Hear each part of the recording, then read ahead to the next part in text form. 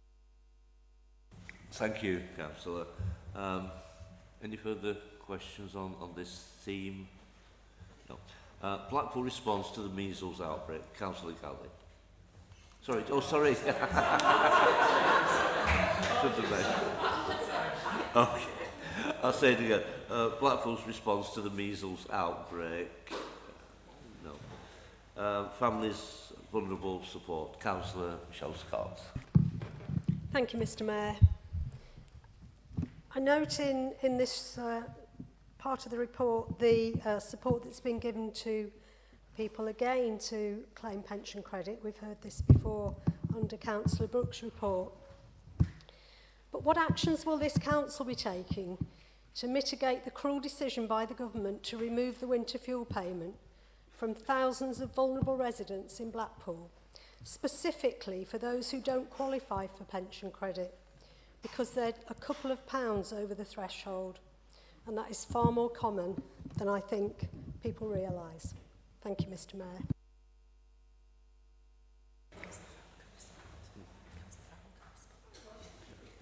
Yeah, Councillor Farrell, do you wish to come back at this stage, or no, you wait happy to wait till the end? Yeah. Any further questions on this theme?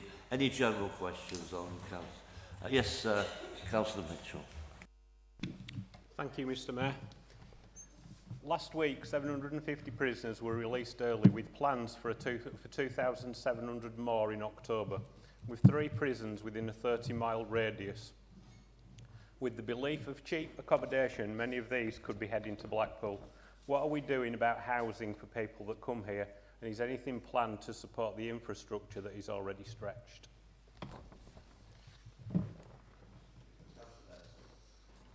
Thank you, Mr. Mayor. Can I just thank Councillor Farrell and especially the library staff for the organisation of the free uniforms. We're extremely grateful to a uniform distributor with two weeks' notice, literally phoning us up and asking us if we wanted some free uniforms. Envico went to pick them up. With grateful support from the library staff, I went down and there were some very, very grateful parents, and I do welcome the comment that we're going to look at that next year. Thank you, Mr. Mayor.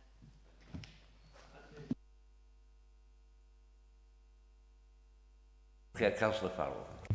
Thank you very much. Councillor Marshall, thank you for your comment. And as you say, you know, poor employment is a driver for health inequalities in Blackpool. And obviously we are, with our regeneration, we are focusing on really good quality employment. Councillor Scott, you know, and Councillor Ellison, I share your concerns about our pensioners that are entitled to pension credits.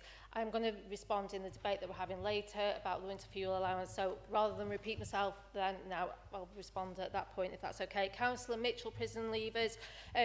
I shared your concerns when I heard the news about the prison leavers, but the numbers haven't been coming to Blackpool. We have got a clear pathway for our prison leavers and the support that they need. We have a housing duty to support people that have a local need, but what we are doing is relocating people who are turning up in Blackpool because we don't have a housing duty to house them.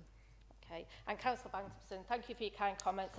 Everybody worked really hard. It was the library staff, but it was the council staff as well to pull together in very short notice to provide the uniforms for the families. I think it was 250 families were supported, and some of the excess uniforms have gone to the schools that we had. We are looking forward to doing this again next year, hopefully, and we're also going to have many of the agencies come into the library to provide extra support if it's needed for our families. Thank you. Thank you, Councillor. Agenda item 6H, that's the Cabinet Member for Children's Services, Councillor Hobson.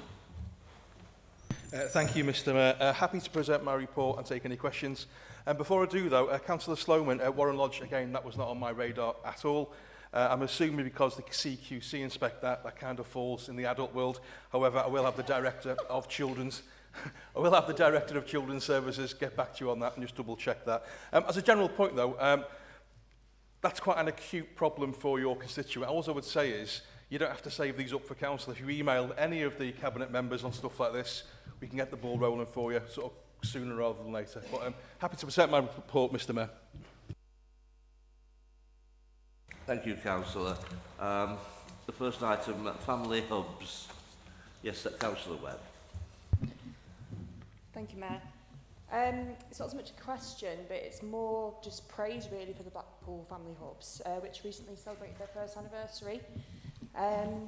For myself and other families, they have truly been a godsend.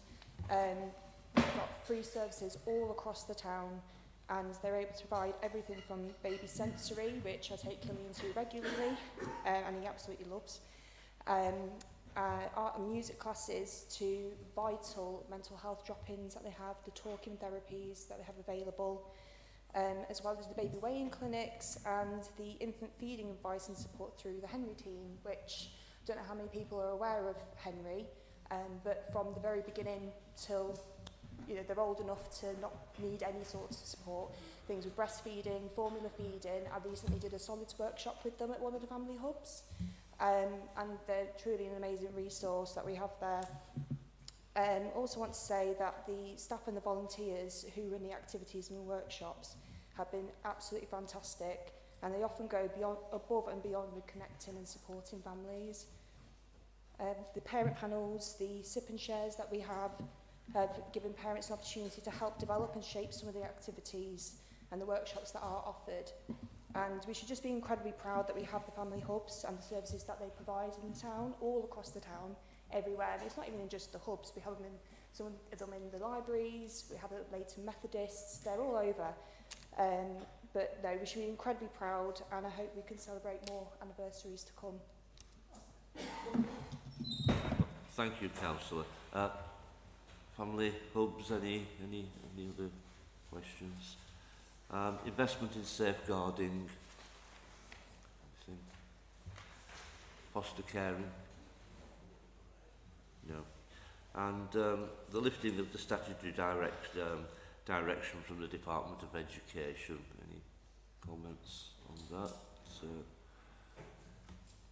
I don't think there's too much to answer, is there, Councillor Hobson? But I'll give you the floor. Yeah, thank you, Mr. Mayor. Sorry, Councillor. I missed the general comments. Sorry, sorry about that, folks. General comments. Yeah. Councillor Mitchell, right. Via Shorthead, yeah. Councillor Mitchell. Thank you, Mayor. I'm aware of the effort being made to reduce our reliance on private residential homes for our vulnerable young people. When I requested the latest figures, we're using 74 places. This has risen 4 places since October 23. The average cost of these places is £290,000 a year. Just these extra 4 places will amount to over £1 million annually, 1 to 2% on your council tax. With the scrapping of the winter fuel allowance for pensioners, another hike in council tax after the winter would be a bitter blow. When I asked this question in the past, often I was told the previous government were doing nothing to support councils, either financially or via policy changes. I'd therefore like to ask this question again, if the Labour government have come forward with any plans to help with this challenge.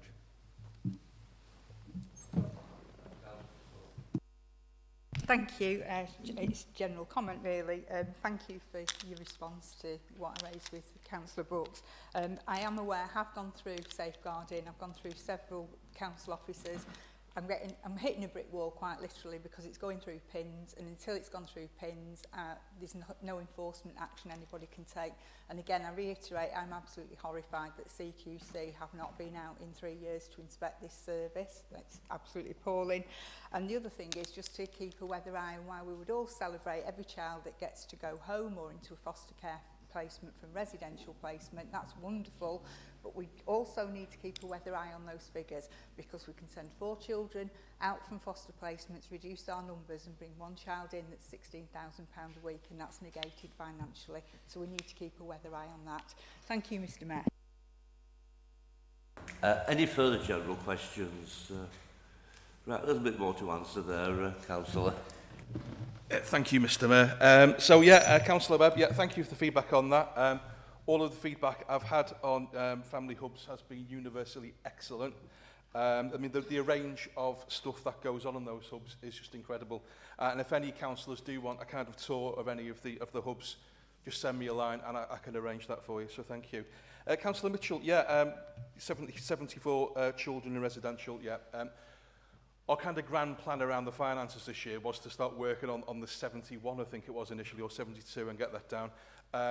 About 2 or 3 weeks ago, we did have a spike in children coming into care, including a sibling group of 6, but because of their particular need, ended up in residential. So yeah, I do get where you're coming from on the finances on that. What I would say is that I am happy that every penny that this council spends on children's services is spent well. We've got Ofsted coming in probably in about a year or so, and we're looking at a minimum of good. That's what we're after. I'm absolutely convinced that the money we are spending will get us to that. So yeah, but anyway, I take your point, Councillor Mitchell. Councillor Sloman, sorry, Warren Drive. Yeah, sorry about that. I wasn't on my radar. I will make sure the Director of Children's gets back to you on that. So thank you. Thank you, Councillor. That brings us to agenda item 6I. That's the Cabinet Member for Climate Change, which is Councillor Jane Hugo. However, as you know, Councillor Hugo sent her official apologies into this meeting, so this will be presented by Councillor Williams. Thank you, Mayor.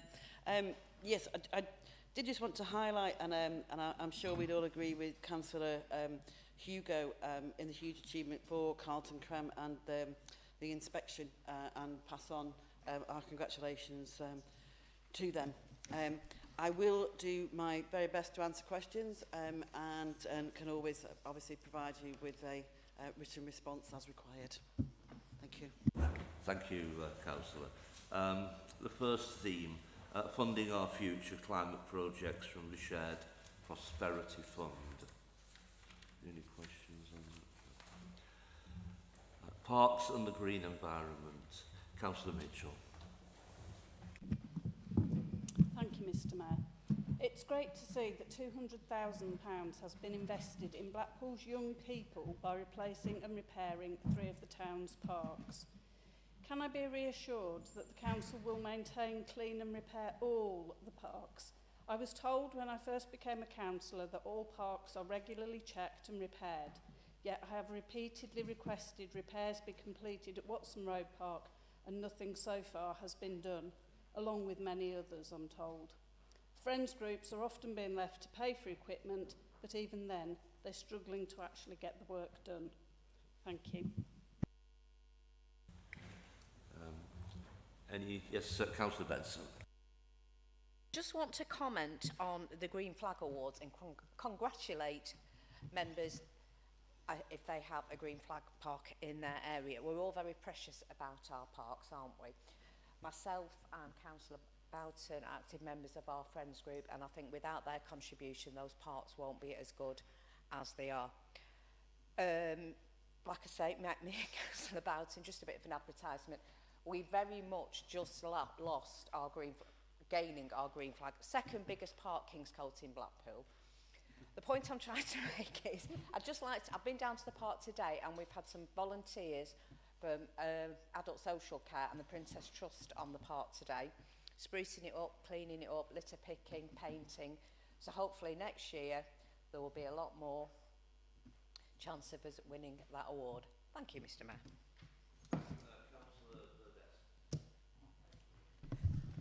I'd just like to congratulate Enveco for the Blackpool in Bloom Award. I was really thrilled to attend that, not only because a few of the awards ended up in my board, so it's of interest, but just the quality of the applications, the quality of the gardens, the absolute sheer dedication and expertise of all the people who had applied and all the winners was incredible. And it was lovely to be a part of that celebration. There was a real community spirit to it, and I would just again like to congratulate particularly Diane Farley and Jessica Christian for their work in pulling that together, and I'm sure next year it will be even bigger and even better, and I look forward to being a part of that. Thank you.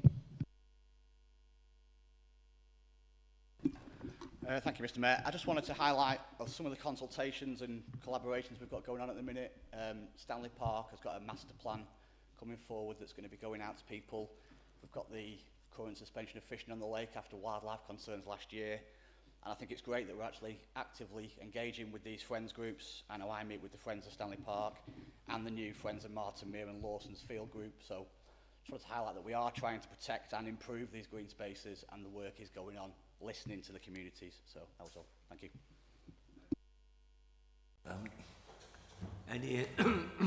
Any further questions, comments on this particular theme?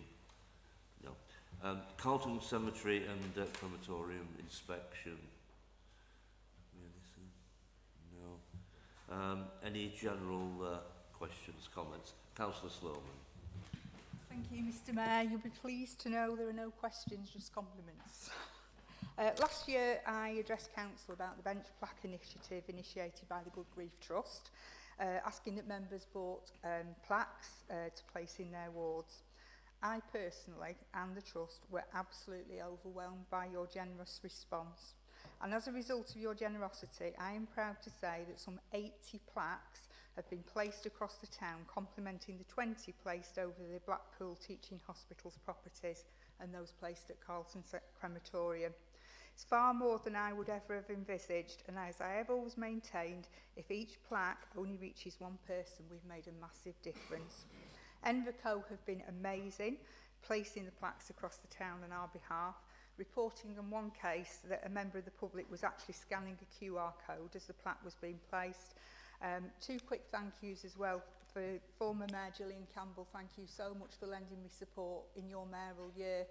Further initiatives that allied to the Good Grief Trust, and to Councillor Gerard Walsh, who actually opened our eyes, my eyes and the Trust, to say that these plaques do not need to be limited to benches. He's placed at the Solaris Centre in the Memory Garden. Along with that campaign, we're going to be lighting up the Tower Orange again at the end of National Grief Week in December, and I might just be asking you for some support with that. I was invited to a celebration at Windsor Castle last week, delighted to attend, which was marking the 8th anniversary of the Trust, and I spoke to the CEO, Linda Magistris, and patrons Greg Wise and Dame Penelope Wilton. I pass on their sincere thanks and admiration to you all and us as a council for getting behind the Trust in the way that you have, and although we are not quite there on the heels of Liverpool with their 150 plaques, I can report that we have placed more in Blackpool than anywhere else in the country.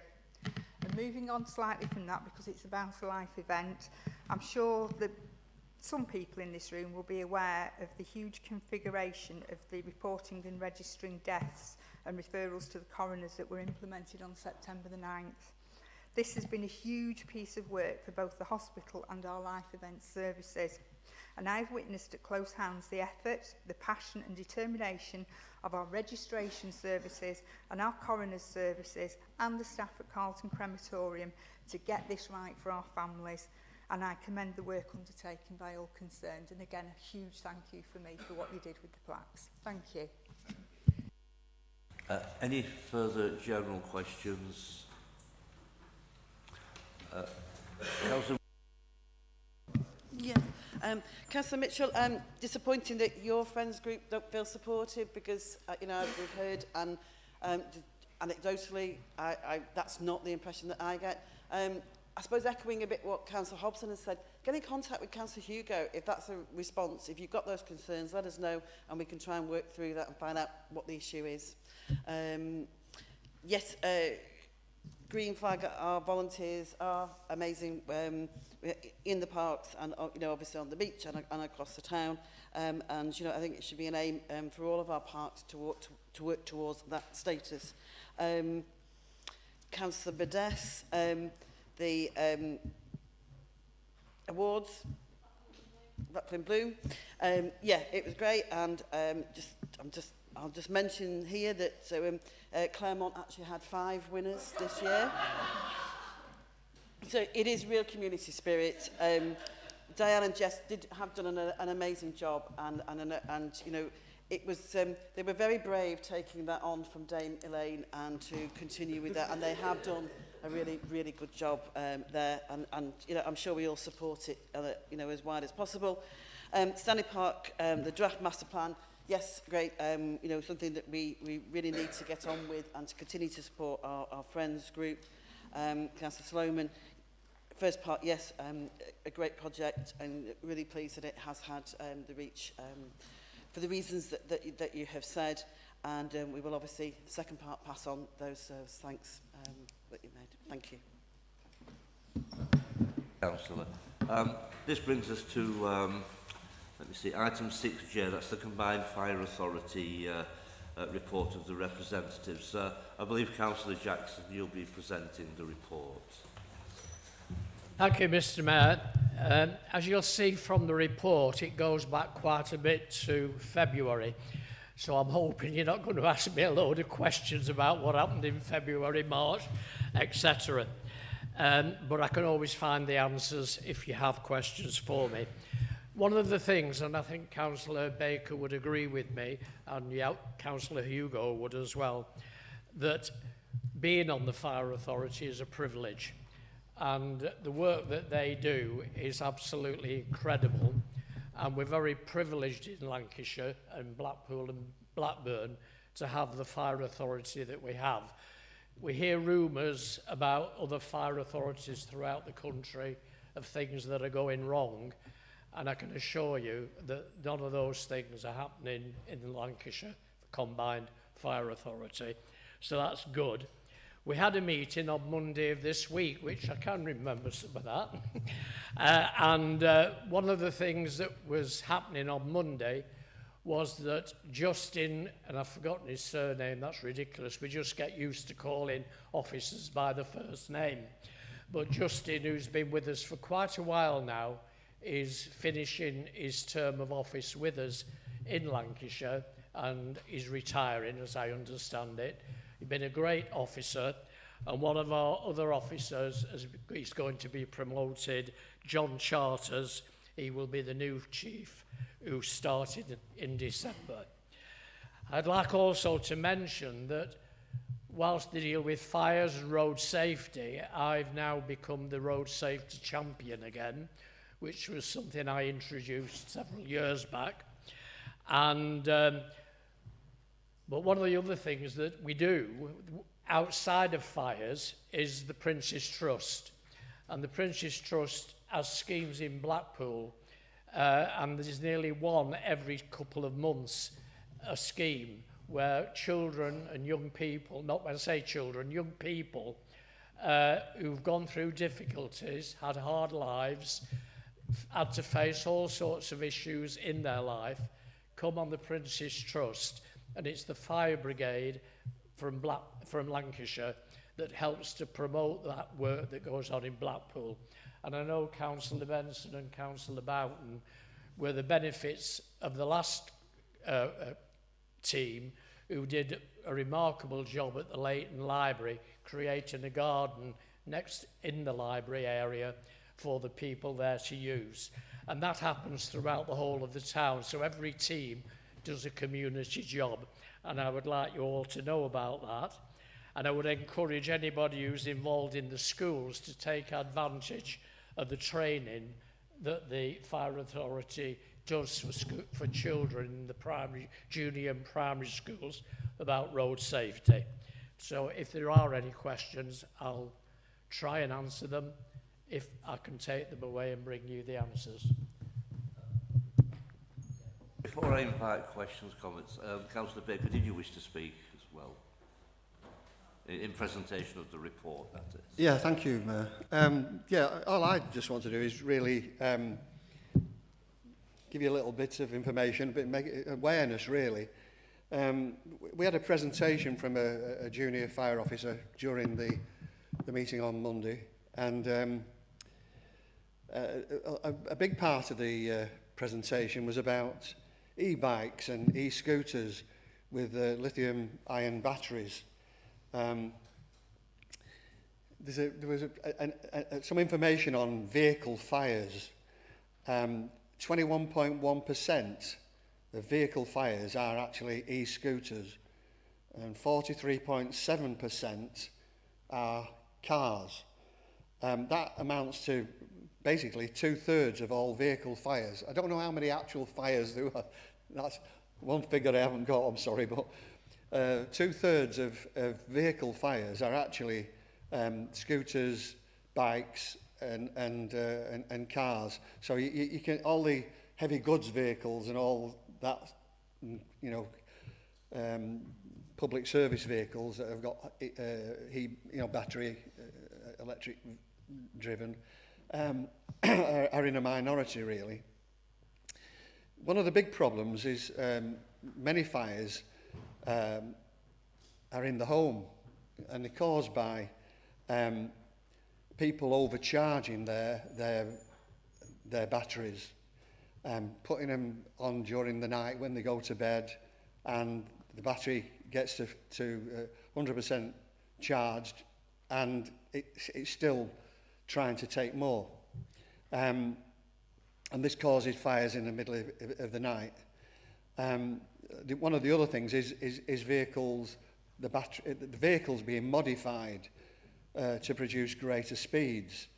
And that apparently is very prolific at the moment. You'll actually see people going down the street on these scooters and e-bikes, and they're going at a tremendous speed, and they weren't designed to go at those speeds at all. So the batteries that are driving them are being stretched really to their capacity, hence some of them combust. And when there is a combustion, they give off toxic fumes like hydrogen fluoride.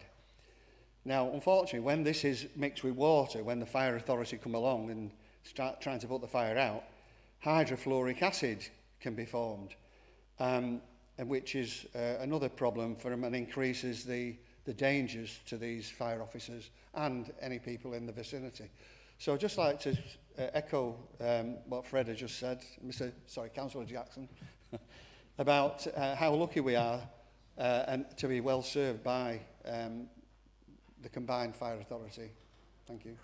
Thank you. Just in the nick of time, Councillor. Councillor Bowden, please. Thank you, Mr. Mayor. I'd just like to thank you, Fred, for giving me the opportunity, or Councillor Jackson, for giving me the opportunity to formally thank those young people from the Princess Trust for actually transforming what was a piece of wasteland at the back of the library into a wonderful, tranquil, beautiful place.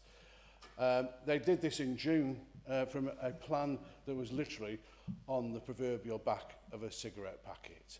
Not only did they do the work, they were tasked with the job of going into the community to source all the materials that they needed to do that job.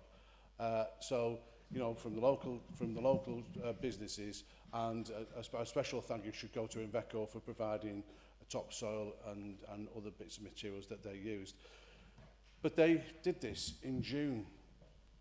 The weather was awful in June, and they worked in the pouring rain to transform this garden. So now we've got raised beds, we've got seating that they have they've built, and a story circle where we can bring children out into the garden when it's nice so they can have a story.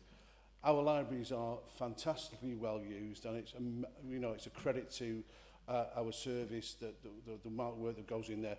But we've now got another dimension to later where we can bring that outside.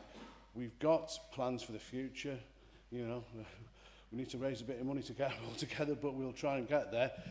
But can I just formally thank those young people from the Princess Trust, the fire service, and all those people that gave their time and resources to make that garden a wonderful place. And I'd like to invite everyone here, if they can, if they're passing Leighton, if the library's open, go in and have a look at this place, sit a while, chill out, and enjoy the space, because it is an absolutely fantastic, wonderful space. Thank you. Councillor Flanagan. Thank you, Mr. Mayor. Just a quick opportunity, really. Back in June, we had a significant fire in Greenlands at the Warbeck House site. And really, it was just to put on record our thanks on behalf of the residents of Greenlands for their response, and also their thanks to the officers from the council and how they worked so closely together. And it again speaks to Councillor Badessi's report when it comes to those specific times of crisis, how the partnership working really works. And one of the things it really did highlight to me was even now the fire authority and the fire service are still visiting that site, still ensuring its safety and still protecting our residents. So I'd just like to record our thanks. Councillor Thomas. Councillor Marshall and I would like to pay our respects to two of the residents of Peter Street that lost their lives in a house fire in July. Thank you also to the firefighters for their rapid response. Myself and Councillor Marshall at the time, we delivered an address letter from the council to local residents to make sure that they were aware of any support available from the council. But I'd sincerely like to send condolences to the family and friends and wish the child the best of health.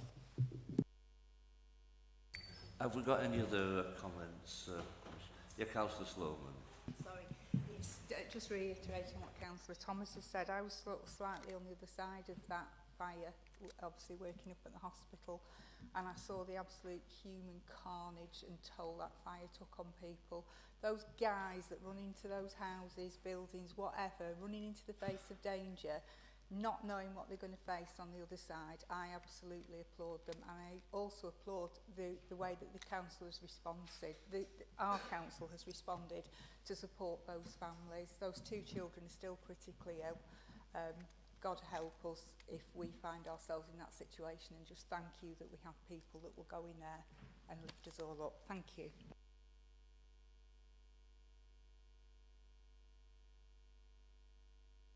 If you'd like to just come back, yeah.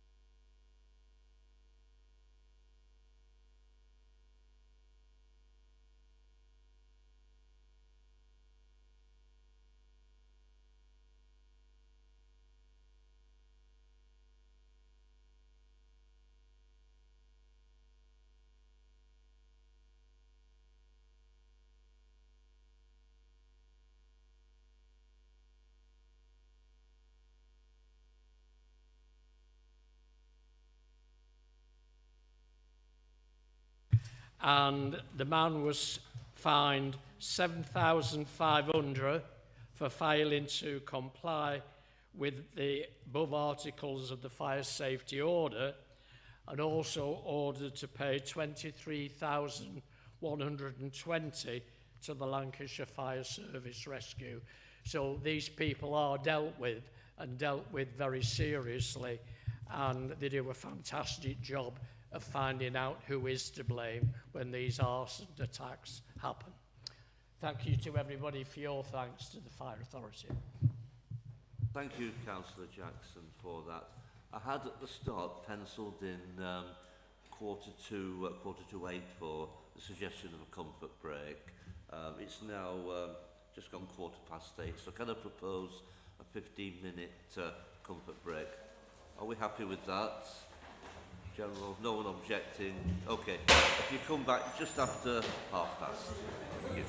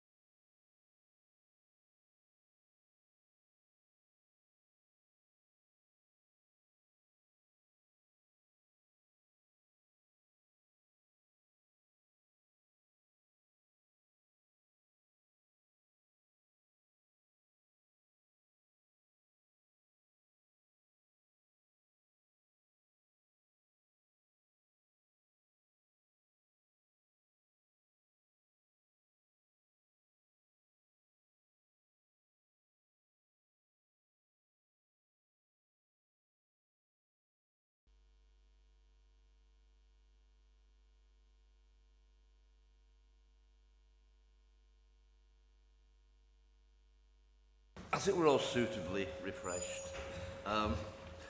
Item 7, that's the Scrutiny Annual Report.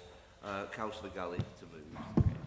Thank you, Mr. Mayor. This is one of those occasions where I literally switch hats, so I suddenly revert from the Leader of the Opposition to the Chair of Scrutiny Leadership Board. Yeah, it's been a challenge for us in Scrutiny, for one reason only, as it has this very chamber. We lost a lot of meetings in Scrutiny to the election cycle that we've all been through. And so that sort of slightly affected us, but it's actually slightly benefited us in other ways, which I'll cover.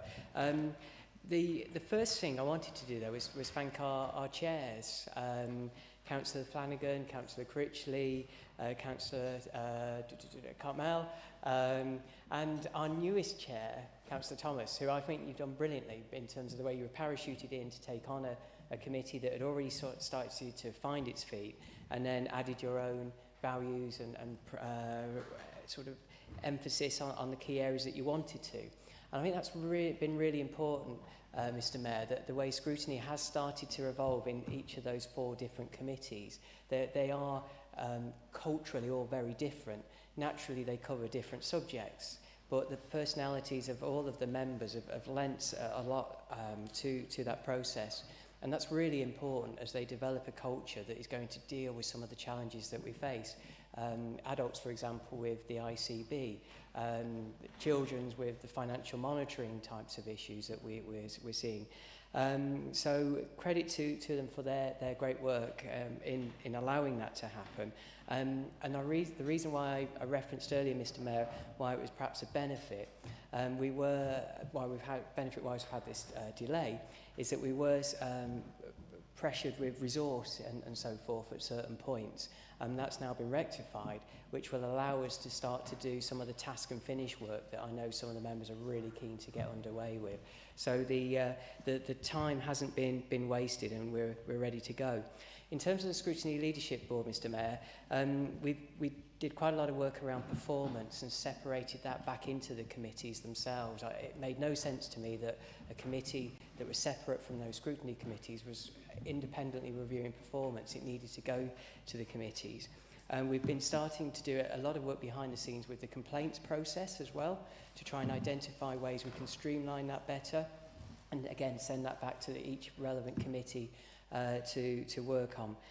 Again, allowing us to develop better responses for the public out there. One area that I feel that we need to improve on is probably our performance monitoring, and that's going to be something over the next 12 months I'll be able to stand here and say this has improved because we've now evidenced it. And that's all the things about training, the way we communicate to the public, do members feel they get the right support that we need. So those are the things that I feel over the next 6 to 12 months that we're going to be working on, as well as the regular support for our chairs and vice chairs. So it's really just a big thank you to everyone for the contributions that they've made, the chairs, the vice chairs, all of the members, and we look forward now that we can finally crack on and get on with those tasks and finishes that I know most members are really keen. And likewise, I should also thank some of the executive members who really brought into supporting that as well. And that's been a great partnership that I look forward to seeing develop. So happy to take any questions, Mr. Mayor. Thank you, Councillor Galley. Councillor Taylor, I believe, to second the motion. Okay. Thank you. Have we any questions, any speakers on this report? Sorry, did someone indicate? No? No one? I don't think you have anything to reply to then, Councillor Galley. So, all those in favour of the report? That's carried. Thank you. So that brings us to item 8. That's the Blackpool Joint Local Health and Wellbeing Strategy. Councillor Farrell to move the motion.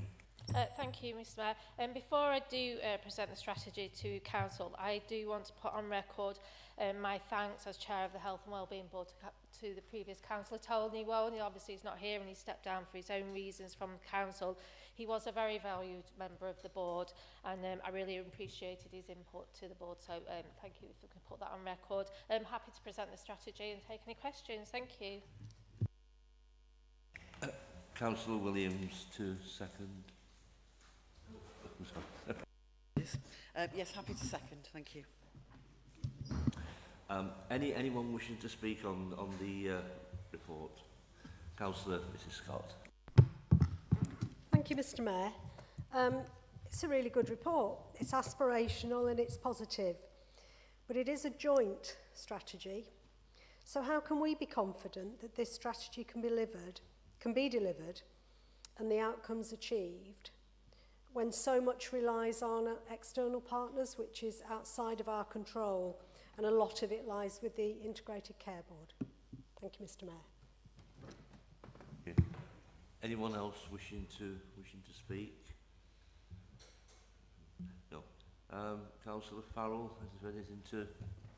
Yeah, thank you, Mr Mayor.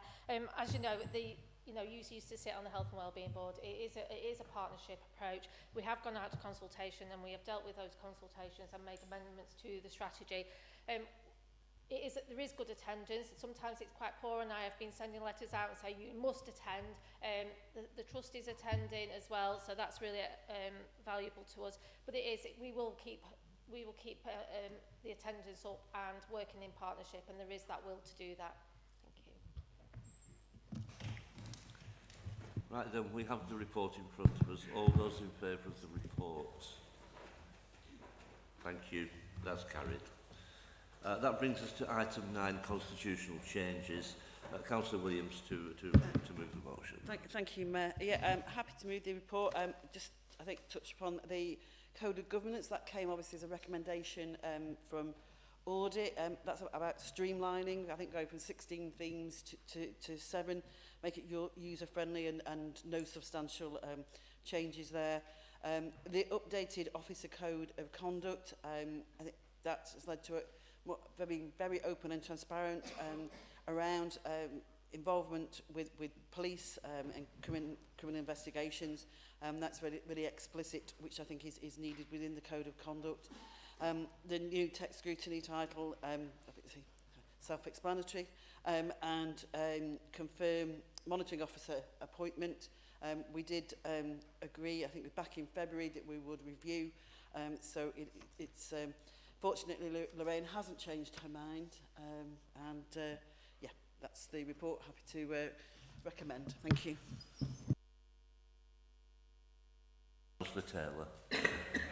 Right. Does anyone wish to speak on this motion? No. Well, there's nothing to reply to, Councillor. So, all those in favour? Thank you. That's carried. That brings us to item 10. That's motions at council. Now, I believe we have a motion in the name of Councillor Galley. There is also an amendment in the name of Councillor Williams. So if I'm getting, correct me if I'm wrong, Lorraine, Councillor Galley will move the motion and it will then be seconded by Councillor Mrs Scott, after which Councillor Williams will move the amendment, which will then be seconded by Councillor Farrell. So, over to you, Councillor Galley. Thank you, Mr Mayor. In terms of policy, this is probably one of the cruelest and stupidest policies that I've come across in a long time by many a government. The reason why it's stupid, Mr Mayor, is that for it to work, it has to fail. The logic of this policy is that it was designed to save money.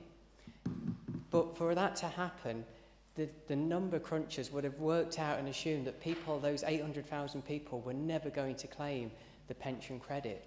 Because if they did, they were never going to make any savings. They were going to spend more than they were saving. Which is why, Mr Mayor, we've seen all sorts of arguments recently from the new government to try and retrofit this back into place of saying, well, this is why we're doing it, this is our latest justification. And that's now suddenly started to turn into an eligibility type of debate. And that is a huge mistake in terms of everybody who's, all those pensioner households who are receiving currently £11,400 and those just over. And the problem we've got, Mr. Mayor, that whilst we often talk about policy and how it affects, it's very easy in this subject to talk about people like statistics, but we have all come across people who are genuinely scared and concerned. They will all have come to us for help. And this is one of the issues that we have. In this particular area, a lot of effort has already been put in to try and get people onto pension credit, and three things constantly come back. One is pride, and it was referenced earlier. I don't claim benefits. That's something we don't do. I'm not in the habit of doing it. The second is I don't know how to. I don't know where to go. And I've heard that there is mitigation again, but it's been tried before, which goes back to the original assumption by the Treasury that they thought that people from this area, from pensioners in vulnerable households, would not claim for this to actually work. And the third one is some of these households, Mr. Mayor, are poorly. They're ill. They're dealing with just surviving. They won't have time to do this. And that's what makes it not only stupid, it makes it cruel. And it's doubly cruel because not only do we then start to see people suffering because of this winter fuel payment, but we then start to see, Mr. Mayor, people are scared about what comes next. And we've heard all sorts of rumours. We've heard rumours about the single person discount, and I should declare an interest that I claim it myself. But many widows claim it. And that's a huge amount of money. For a Band C, that's about £502 a year on top of this. So the rumour starts to add to that. And then we start to hear rumours around the bus pass, free prescriptions, and this spirals. So not only are people worried, they're scared. And it's absolutely madness that it's been done at a time when fuel bills are going up, Mr. Mayor. And now we're hearing, in terms of the mitigation, that the answer to this will be, the triple lock. The triple lock is kicked in, and so on. Well, the problem we have there is that those increases aren't going to come in until April. So what happens between now and April? The speed of this is so unnecessary. The economic assessments, the impact assessments, the data we had from the Labour Party themselves that recognised it was cruel. It all undermines everything that we're trying to do for our residents, not just in Blackpool, but across the country. And it's a huge number who are now genuinely scared, Mr. Mayor. Now, I have noticed that obviously the Labour group have put an amendment in, because obviously, and I'm really disappointed about that, and we will have that conversation shortly, because they've now moved it into an eligibility type of debate, rather than being able to send this strong message, because the stronger our message, the more likely, Mr. Mayor, the fact that we're going to have some impact on these other things that are going to be potentially cut. But I do know one councillor, Mr. Mayor, who's going to one Labour councillor who's probably going to support us in this tonight, and that's yourself, Councillor Joe Farrell, who this time last year, on September the 20th, proudly told the Chamber, hopefully this time next year we'll have a Labour government, and they will not let anyone go hungry. We have some very vulnerable residents in this town. So I'm absolutely convinced with that strong statement that you'll be supporting us tonight and sending this strong message back to Rachel Reeves. Because it's all very well hearing this comment about the black hole, but the best way of fixing a black hole is not throwing pensioners into it, Mr. Mayor. Thank you, Councillor. Councillor Mrs. Scott. Thank you, Mr. Mayor. Vulnerability and need cannot and should not be determined on the basis of wealth alone. Although how anyone could deem that a pensioner whose annual income is as little as £12,000 isn't deserving of £200 to help them heat their home sufficiently to keep warm in winter is beyond me. One of the factors which clearly can't have been taken into account by the government when making its reprehensible decision to remove the winter fuel payment from more than 21,000 pensioners in Blackpool is this. Many who qualify for pension credit and who therefore will continue to receive the winter fuel payment will also be in receipt of disability living allowance or personal independence payments, which they will have qualified for before reaching pension age and which they will continue to receive in addition to receiving pension credit. Disability living allowance and personal independence payments are non-means tested benefits, so they're not taken into account when determining eligibility for pension credit. Pensioners in receipt of those benefits will be receiving up to £184.30 a week in addition to their pension credit, and rightly so if they qualify. But this gives them a much higher total income than a vulnerable pensioner who may have a health condition or who is frail, but who is just over the threshold to qualify for pension credit, or who may have a small private pension. Yet those on pension credit plus the additional benefits will also receive the winter fuel payment, whereas those whose total income is lower, but who are still in need, will not. How can that be right?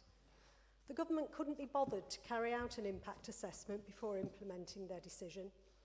If they'd done so, it would have exposed the unfairness and danger to health of this cruel action.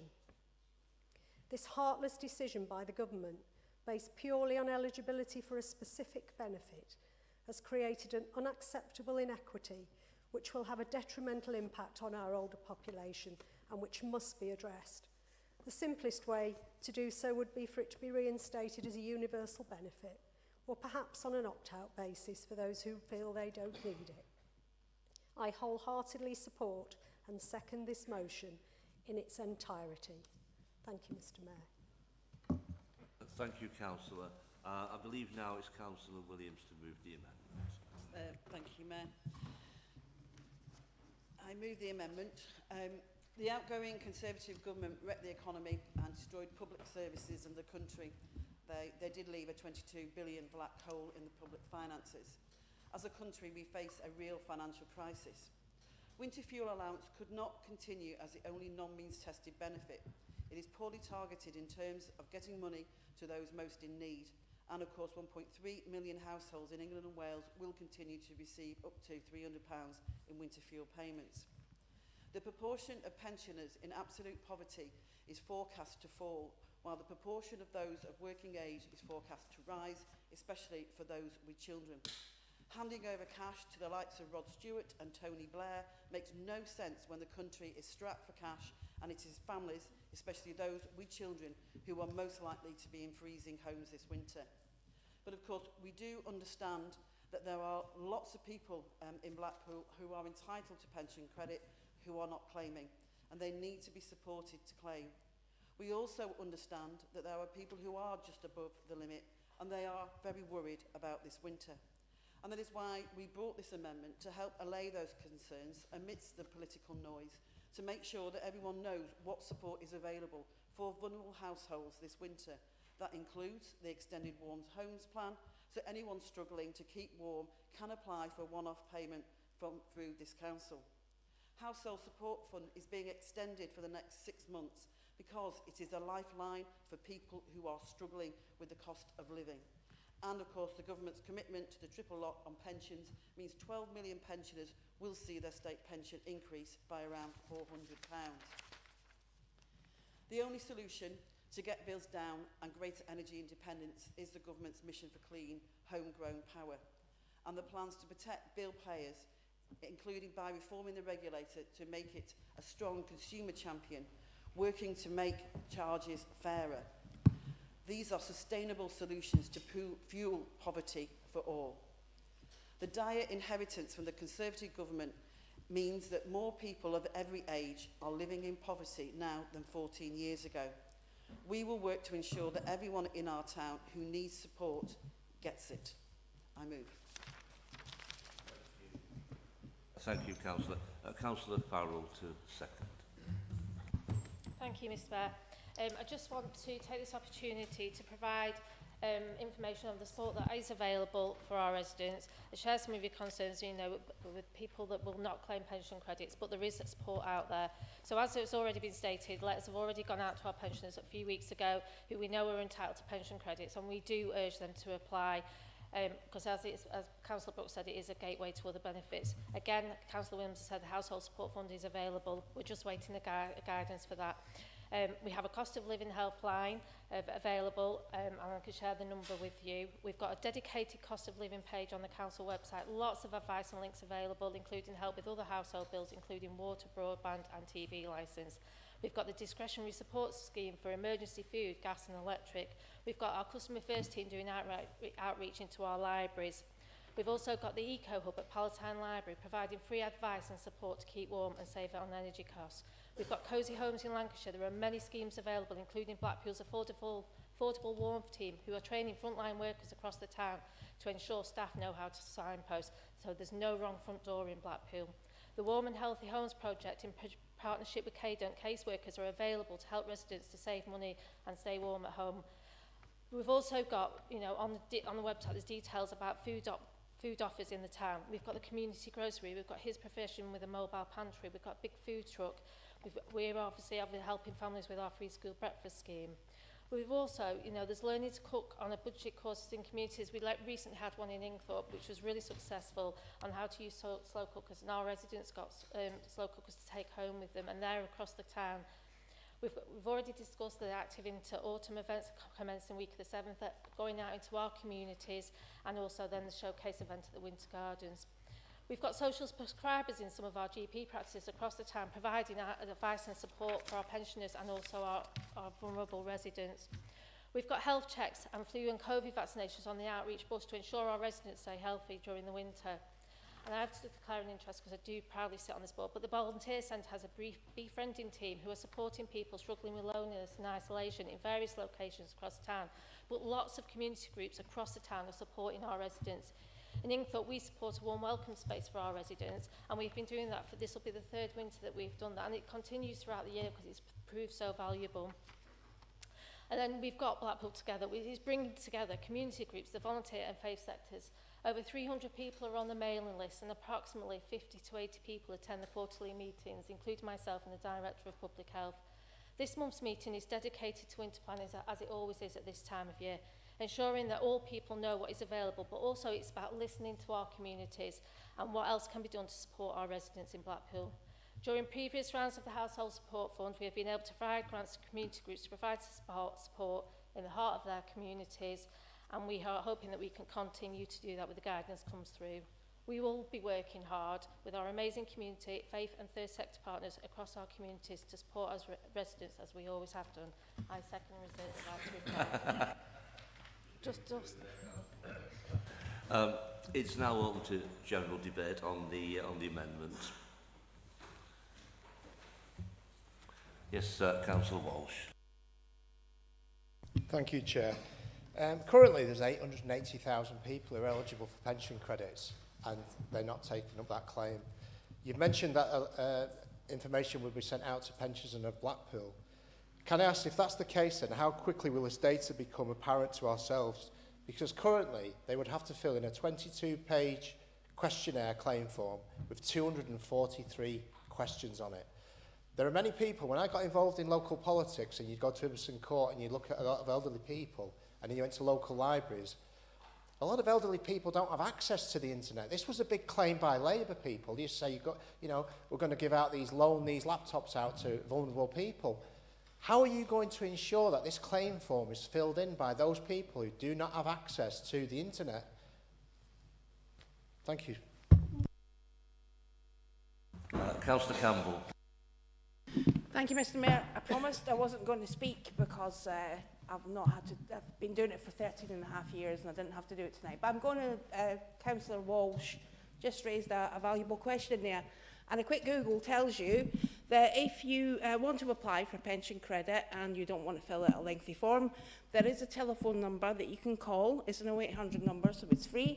And a member of staff on the end of the line will help you fill out that form.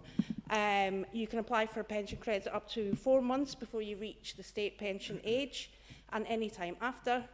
You can backdate claims by up to 3 months if you qualify for the whole of that period. You can get pension credit even if you have other income, a pension, savings or your own home. If you're 75 years or over, you can get, and you get pension credit, you may also be able to apply for a free TV licence. The pension credit claim line is open Monday to Friday, 8 a.m. to 6 p.m, and a friend or family member can call for you if you cannot use the phone. And I'm happy to share that number with the Chamber as well. Thank you, Mr. Mayor.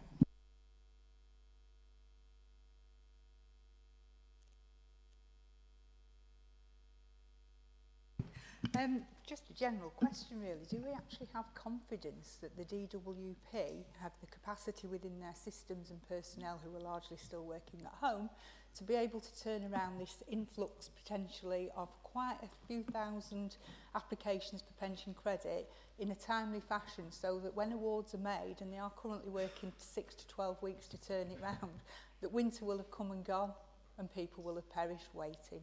Thank you.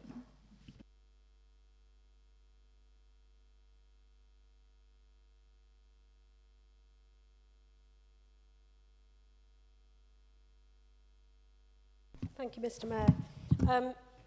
Councillor Farrell, I was interested to hear from you that the Council's sending letters out to vulnerable residents, but I'd like to ask how it's determining that term vulnerability, because just off the top of my head, I can say my father's 90, has cancer, COPD. COPD is exacerbated by the cold. He hasn't had a letter. My uncle, who's 85, just had a heart attack, recently discharged from hospital just in the last 2 weeks. He hasn't had a letter. And you've mentioned support that's available from the council, and people can apply. That's a barrier. The same argument applies as it does to applying for anything else, and people have to know about it to apply for it. If they're not getting out the house, how are they going to find out about it? If they haven't had a letter, they won't know about it. It's not good enough, really. Thank you.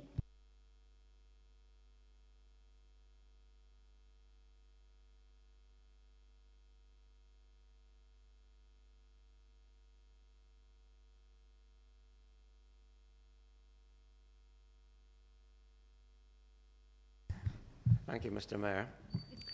First of all, I have to thank you very much for bringing Father Laughlin into chambers and bringing Christianity back into these chambers where it rightly belongs. After all, we are a Christian country and we should abide by those rules. But during the speech and prayers, Father Laughlin mentioned Peter and what St. Peter said. And it comes from 1 Peter chapter 4 and says that if anyone speaks, they should do so as one who speaks the words of God. That means to be brutally honest, open, transparent, and with lots of integrity. No hidden agendas, but we have a problem now, a major problem, and this isn't just to do with what the government's doing, it's how they have done it.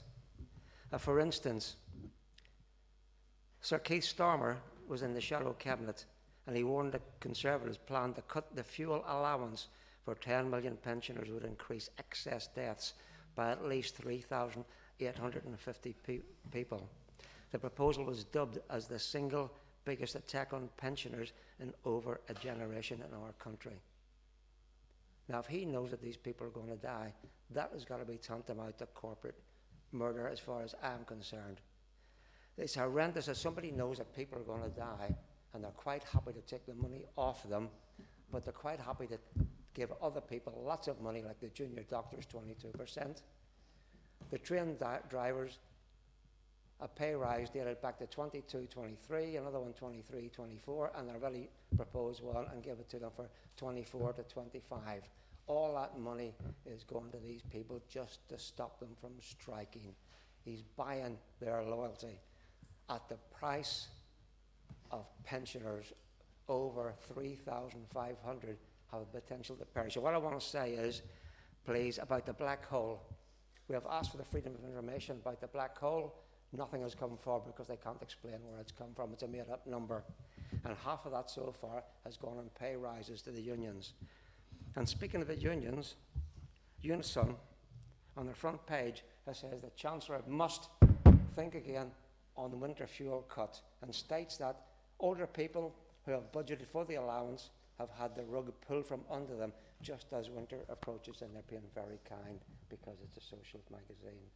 So I'm asking you, and I'm asking the press, that this winter There are lots of vulnerable people out there who live on their own. One has just been mentioned, my wife's uncle is in his 80s, living on his own, he's not well. Her father is a few years older, lives across the street, he lives on his own. We've got a vulnerable lady across the road from us, she's in her 80s, 84, 85, and I could go on with listing these people, and I'm worried about them all. I'm worried that these people are going to die because of a stupid proposal to take money from innocent victims, innocent people, and it must stop. Thank you. Councillor. Councillor Boughton. I think we need to put a bit of context onto what you just said there about pay rises taking money away from pensioners.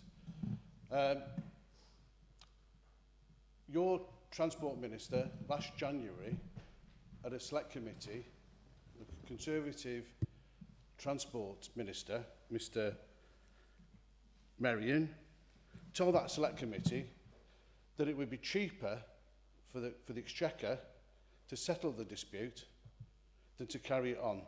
And at that stage, it had cost the country £1 billion because the taxpayer was paying the train companies £25 million a day for every strike that was going on. So you could argue that settling this dispute that had been trundling on for over 2 years was cheaper to the taxpayer than carrying it on. And you talk about junior doctors. You know, junior doctors, before the dispute was settled and they got a pay rise, the average junior doctor was earning £14.09 per hour. Baristas working in Pret a Manger were earning £14.10, so they were earning more money than junior doctors. Now, quite frankly, you know, in that time that dispute took place, hospital appointments were rearranged and cancelled. We pay our junior doctors some of the worst pay in the whole of Europe. And surely those people who are looking after and keeping us alive deserve a decent pay rise.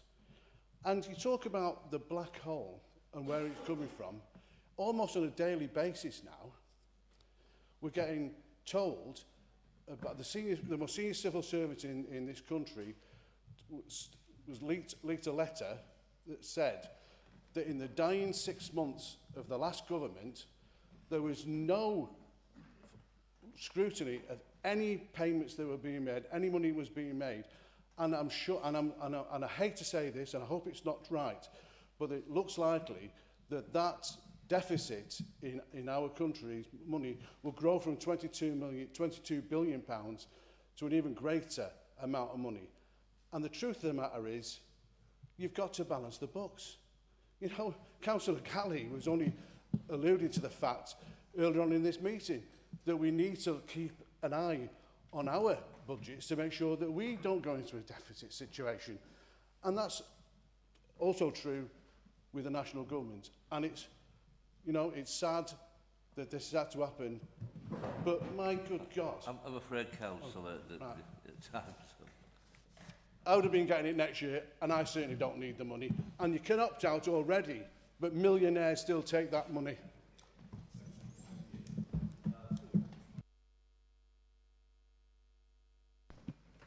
Thank you, Mr Mayor. Firstly, can I just say, I don't think anybody in this chamber welcomes the sentiments of the motion and that we'd really want to protect our pensioners in Blackpool, and that's not under debate here. I welcome the amendments because I believe they strengthen the position of the council and it's providing more support to our pensioners. As a document, it does act as a reminder for our pensioners to claim the pension credit and also maybe look a little deeper to any other entitlements they may get. It commits to energy bill support in addition to the original. It also, we also look to lobby to increase the triple lock and the warm homes plan. The resolutions being sought within the ask for us to lobby the Chancellor of the Exchequer, which I know is being done as a council, and we will continue to do that. Right to the government to look at the energy companies who are charging extortionate rates to our pensioners and have been allowed to do so for the last 14 years. It's time we started to get a grip of the energy companies also. So this is a package of support, and I think this amendment goes further. It encourages people to take up pension credit, plus welcoming the extension to the Household Support Fund. Why we're here? There is a black hole, whether we like it or not, and clearly we don't like it, and it's down completely to the making of neglect for 14 years and neglect of a government that some people within this chamber have championed for many, many years. So I support the amendment. Thank you, Councillor. Have we anyone else who wishes to speak on the amendment? I think you've already spoken, haven't you, Councillor Scott? I'm sorry. Councillor Brooks. Yeah, thank you, Mr. Mayor. I wasn't going to intervene in this because time after time we've argued about national politics, and time after time we've talked about whether we should get involved. I'm not going to go into that, but the resolution that's been put there has been suitably amended by the Labour group in this council. And what we're trying to do, we're trying to be positive and point out the ways that we can support our people in Blackpool. The reality of life is the judgment's been taken at a national level, and no matter how much I shout, no matter how much you shout, we aren't going to change that. So it's important that we focus on what we can change and how we can support people. And I've been asked by my colleague, Councillor Farrell, who, because she's already spoken, can't speak again, to answer the question that's been raised. How are we going to identify the pensioners and people that we can assist? Well, all we can do is use the data that we've got on our records for housing benefit, for council tax, etc. on our systems. Our understanding is that letters will also be sent from the DWP pension service to all the pensioners, but unfortunately we don't have everybody's data. So because they don't claim benefits, because they're not on council tax reductions, we can't track it. We are promoting the ways we can assist people using social media, the council website, the monthly Blackpool email, your Blackpool magazine, leaflets in key locations, libraries, community centres, doctors' surgery, etc., customer first team, for your information directory and Blackpool together. So it's all about what we can do to mitigate what a national government, albeit it's my national government, I voted for him and still support him and still support the policy, by the way, because we are trying to look after our locals. And that's what we will always try and do. And what I will do, I'll give another plug for the event at the Winter Gardens. Active into Autumn, there are all sorts of community groups that can help and assist and signpost, including on benefits, including on where you can get support for warm grants, etc. So get along to your local hub or get along to the Winter Gardens. And I'll just have one final comment about the £22 billion black hole. It's difficult to say that it's our fault and we've given it all to the unions. It's also difficult to try and justify when you know that you've got an independent pay review body for public sector workers or any other workers and not put on your balance sheet that you're going to have to pay it out. Even if you don't put enough on your balance sheet to pay it out, it should still be on the balance sheet, and it wasn't. So that's why we are where we are. And the final point I'll make is it's not £1.5 billion that's being saved, it's £1.5 billion every year from here on in, going on and on and on. And unfortunately, I'm one of those that won't get it, but then again, I don't need it. Thank you. Thank you, Councillor. Anyone else wishing to speak in the debate on the amendments? No? No. Right, it's over to you, Councillor Galley, with the right replies to move from the original motion. Thank you, Mr. Mayor. I shared a knowing look with Councillor Taylor just, and I hope he sort of picked up on what I was picking up on. But bearing in mind that I think there's only Councillor Jackson, Councillor Campbell and Councillor Smith who will have experienced this. This almost echoes the discussions we had 14 years ago when we had a Conservative government and some of the challenges that they faced, and then members on that side were absolutely laying into the Conservative government for council meeting after council meeting, slating that government for its austerity. And now it's amazing how it's all changed to how balancing the books is a good thing. I'm amazed.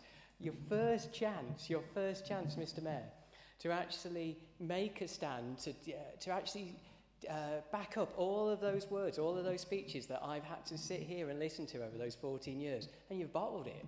You've literally taken out of this amendment, sorry, with your amendment, everything that says it's wrong. You may have added bits and bobs to it, but you've taken all the bits out that says it's cruel, it's unfair, it's disproportionately going to affect the health of the people who are most vulnerable. And it's absolutely bizarre that I'm watching this. These things are webcasts, so for those that haven't seen it, go back, you'll be educated. One of the things that stands out for me is on your leaflets, it reflected that. It always says, Blackpool Labour on your side.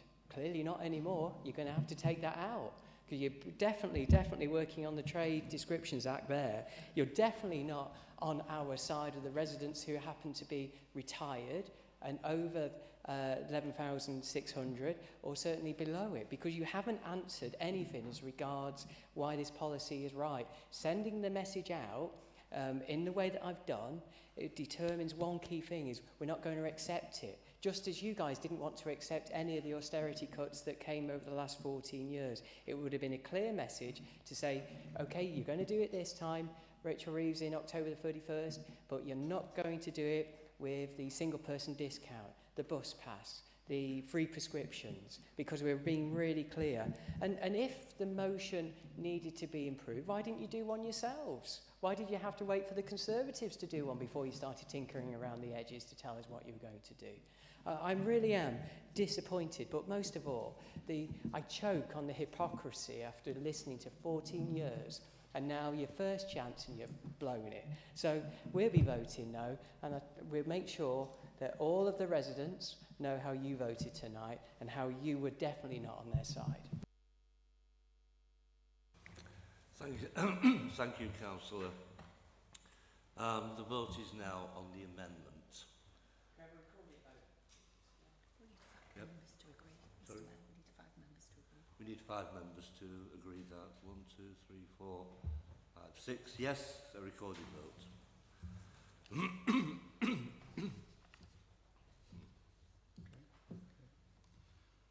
Mr. Mayor, this is a recorded vote on the amendment in the name of Councillor Williams. Please could members indicate their answer with yes, no or abstain. Councillor Baker? No.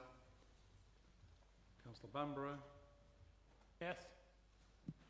Councillor Benson? Yes. Councillor Boughton? Yeah. Councillor Neil Brooks? Yes. Councillor Pam Brooks? Yes. Councillor Sean Brooks? Yes. Councillor Badess? Yes. Councillor Campbell? Yes. Councillor Cartmel? Yes. Councillor Cooper? No. Councillor Critchley? Councillor Ellison? No. Councillor Farrell? Yes. Councillor Fenwham?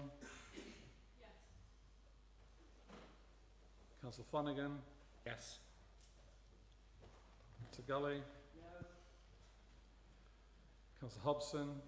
Yes. Councillor Hoyle? Yes. Councillor Humphreys? Yes. Councillor Jackson? Yes. Councillor Jones? Yes. Councillor Marshall? Yes. Councillor Carl Mitchell? No. Councillor Diane Mitchell? Councillor Roberts? No. Councillor Rowe? Yes. Councillor Danny Scott? No. Councillor Michelle Scott? No. Councillor Sloman? No. Councillor Smith? Yes. Councillor Taylor? No.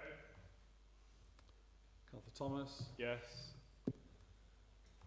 Councillor Walsh? No. Councillor Webb?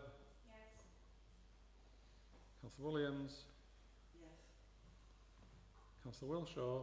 No. Mr Mayor? Abstain.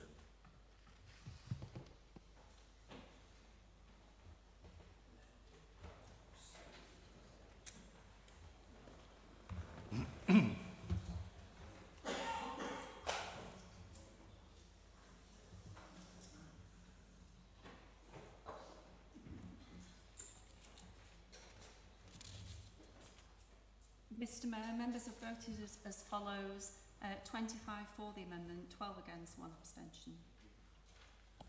The amendment is therefore carried, so the debate can continue now on the substantive motion, which is in the name of Councillor Williams, who in turn will have the right of reply at the end. It moves to the vote. It immediately goes to Councillor Williams. Are you sure about that? It immediately goes to the vote. I thought it would be an open debate on the substantive motion. She has right. Yes, I understand Councillor Williams has the right of reply, but I thought that would be after the debate on the substantive. It's all right, whatever you say, that's fine. But Yeah, Mr Mayor, the procedure rules state that Right. once the amendment Okay. has been carried, then it's immediately put to the vote. Immediately but put to But the mover of the amendment does have the right to reply at this stage. Okay, right. Okay then, Councillor Williams, the right of reply. Yes, thank you. I just wanted to come back on a couple of points. Councillor Walsh had mentioned, around, in addition to the information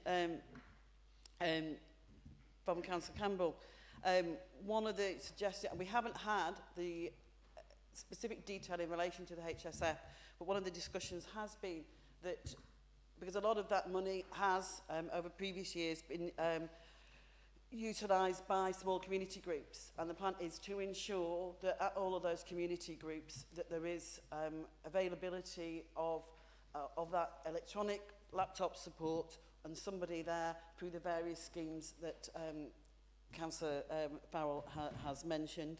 Councillor Sloman, in relation to the confidence of DWP, there has been a massive intake. We're not hearing that there has been any issues, but I say, you know, obviously there was a long way to go with that. I mean, just general kind of comments. I mean, I do find it quite difficult when, you know, when you talk about hypocrisy, that more people of every age in this country are now living in poverty after 14 years of your government. Your government's policies, Liz Truss wrecking the economy, you've wrecked public service, the NHS. This isn't about just, as you say, balancing the books. This is about rebuilding our country. It may shake your head, but it is absolutely true.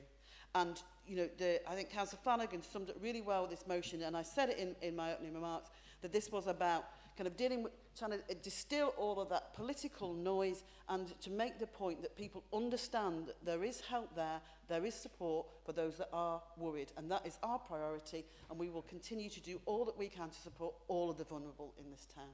Thank you. Thank you, Councillor. So we go to the vote on the substantive motion. No, you don't want to... No, okay. All those in favour of the motion? All those against? That is carried. Thank you.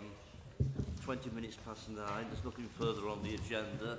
So at the end of a very, very long meeting, the first meeting that I have chaired from start to finish, can I thank everyone for their forbearance and patience throughout this long evening. Okay, thank you very much, and please enjoy what's rest of the evening.